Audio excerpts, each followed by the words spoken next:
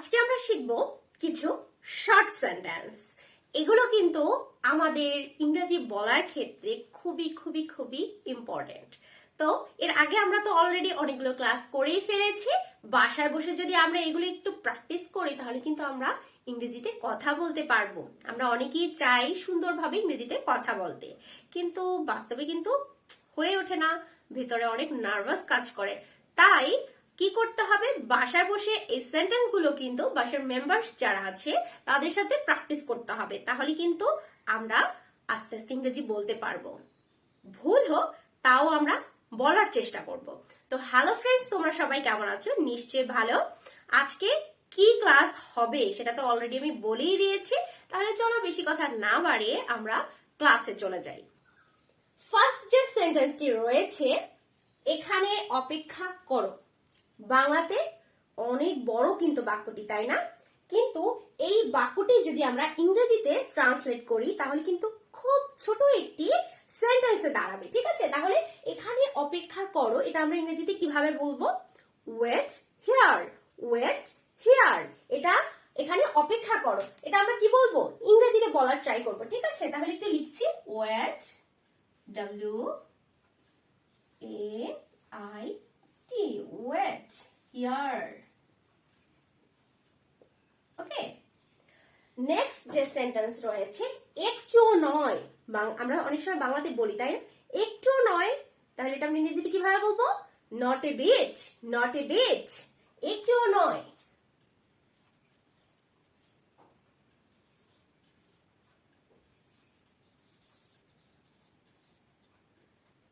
ওকে, পরের সেন্টেন্সে চলে যাচ্ছি।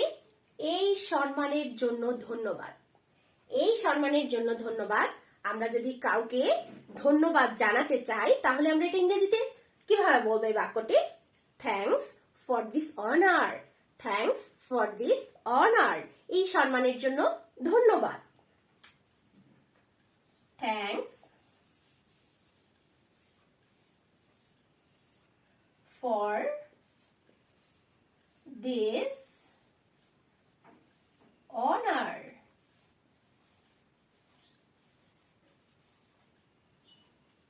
পরের সেন্টেন্স কি রয়েছে দেখো, আর কিছু না, আর কিছু না। আমরা বাংলায় বলি, প্রায় বলি যে আর কিছু না। সো এটা আমরা ইংরেজিতে কিভাবে বলবো? নাথিং এলস, নাথিং এলস, আর কিছু না।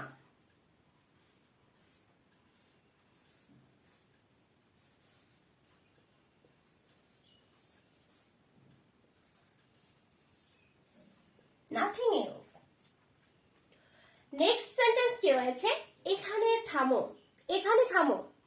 আমরা যদি বাক্যটি ইংরেজি করতে চাই তাহলে আমরা কিভাবে বলবো? স্টপ হিয়ার, স্টপ হিয়ার, এখানে থামো। স্টপ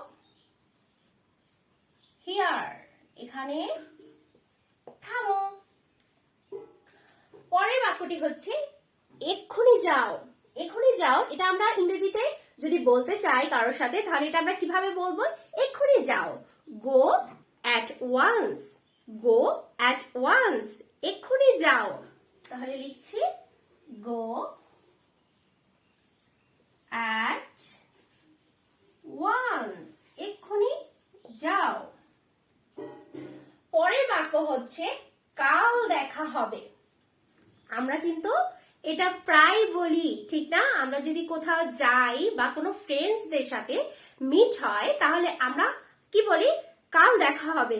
এটা আমরা ইংরেজিতে অনেকেই শুনে থাকি, কিন্তু ঠিক বলতে বা সঠিক সময়টা মনে পড়ে না, তাই তো? তো আমরা একটু প্র্যাকটিসের মাধ্যমে কিন্তু খুব সহজে এটা আমরা আয়ত্তে নিয়ে আসতে পারি। তাহলে কাল দেখা হবে বাক্যটি আমরা ইংরেজিতে কিভাবে বলবো? See you tomorrow, see you tomorrow, কাল দেখা হবে। তাহলে লিখছি সি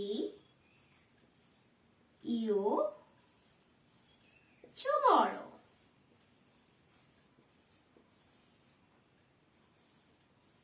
সি ইউ টুমরো।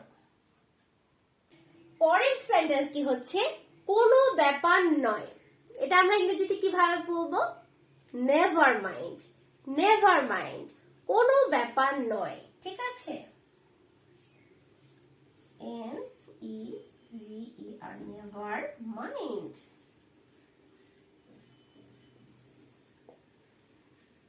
পরের বাক্যটি হচ্ছে চুপ করে থাকো। চুপ করে থাকো যদি আমরা কাউকে বলতে চাই, আমরা রেগে এই কথাটি বলি, তাই না? যদি কেউ বিরক্ত করে কথার মাঝে, তাহলে আমরা কি বলি? চুপ করে থাকো। তাহলে এটা আমরা ইংরেজিতে কিভাবে বলবো? আমরা বলবো কিপ কোয়াইট। কিপ কোয়াইট, ঠিক আছে? কিপ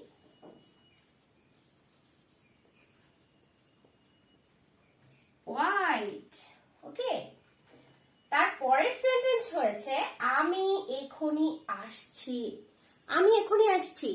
আমরা যদি কোথাও যাওয়ার আগ মুহূর্তে যদি আমরা বাসায় অথবা ফ্রেন্ডসদের সাথে বলি যে আমি এখনই আসছি, তুমি ওয়েট করো, তাহলে আমরা এটা কিভাবে বলবো? আমি এখনই আসছি। এই সেন্টেন্সটি আমরা ইংরেজিতে কিভাবে বলবো? I am coming now. I am coming now, ঠিক আছে? আমি এখনই আসছি। I am coming now. I am coming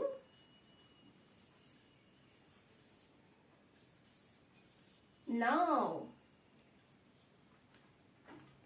So, আমরা কিন্তু আজকে ক্লাসে বেশ অনেকগুলো সেন্টেন্স শিখে নিয়েছি, তাই না? বাসায় বসে তাহলে কি করব? এই সেন্টেন্স গুলো বাসায় বসে কি প্র্যাকটিস করতে হবে, তাহলে কিন্তু আমরা ঠিকভাবে খুব দ্রুত ইংরেজি শিখতে পারবো। ভুল হোক তাও আমাদের বলতে হবে, বলাটা স্টার্ট করলে দেখবে আপনা আপনি হয়ে যাবে। তাহলে আজকের মতো আমার ক্লাস এতটুকু। সবাই ভালো থেকো, সুস্থ থেকো। আল্লাহ হাফেজ।